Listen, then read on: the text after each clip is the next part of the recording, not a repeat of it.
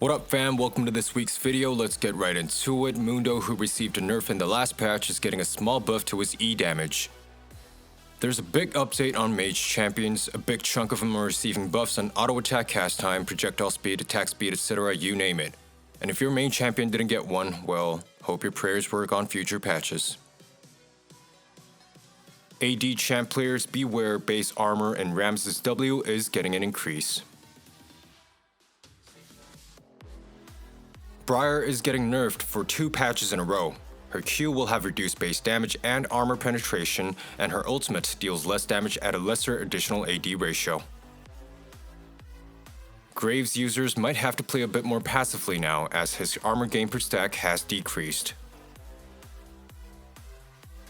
Kassadin ended up not being chosen as the beneficiary of this patch's mage buff. He gets a nerf on the AP ratios on his Q and ults. Neela gets quite the nasty nerf to both her Q and ultimate. It might just be time for Senna to step off the OP throne as her Q's damage and healing amount is getting nerfed. Tahm Kench gets a nerf to the HP ratio of his passive damage.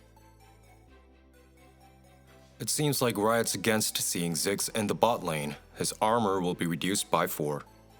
Next up are the champions that have been adjusted. Brand's base damage and AP ratio on his E skill has been slightly adjusted.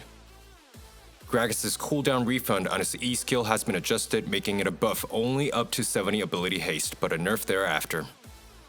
Janna received the biggest adjustment on this patch. They've removed the speed boost that Janna used to get when she moved towards an ally, but instead, her auto attack and W will now deal additional damage proportional to movement speed. Also, instead of increasing the AP ratio of her Q damage, its cooldown and mana cost has been increased. Originally, the speed boost was disabled during cooldown of her W, but now it will always be active. Next, her E skill will no longer remove healing and shield buffs when she lands a CC. Instead, inflicting a CC will give back 20% of her E skill's cooldown.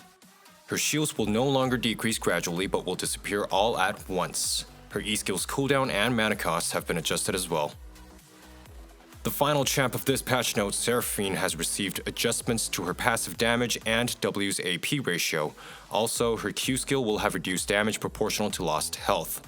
So that about wraps it up. There are no item or rune updates on this patch. Don't forget to like and subscribe. I will see y'all in 2 weeks.